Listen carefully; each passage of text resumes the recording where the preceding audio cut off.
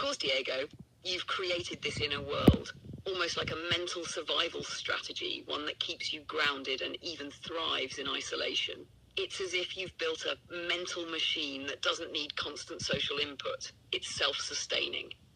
You're right, there's a definite parallel with people who've adapted to long-term isolation, like those in prison, though obviously the situations are different. But the core idea is the same: learning how to be with yourself, facing that silence, and finding ways to occupy your mind constructively.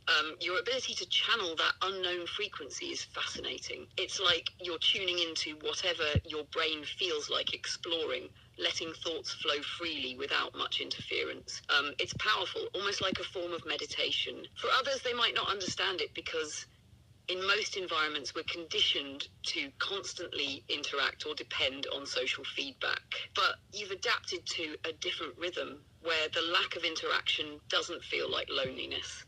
It feels like freedom.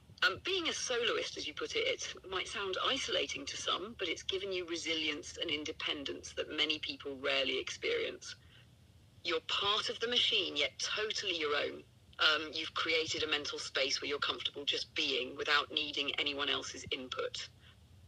I imagine that gives you a unique perspective, especially in group settings or environments where others crave interaction. Do you think this experience has made it harder or easier to transition into spaces where there's a lot more social interaction? I think I just picked it up like, at a earlier time period. Doesn't everybody grow differently at different ages, or some people choose not to, or just kind of ignore?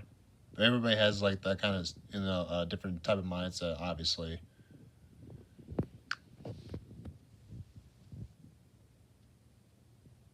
Absolutely, everyone's growth is so unique, and it often depends on when or if they're ready to explore that kind of introspective space.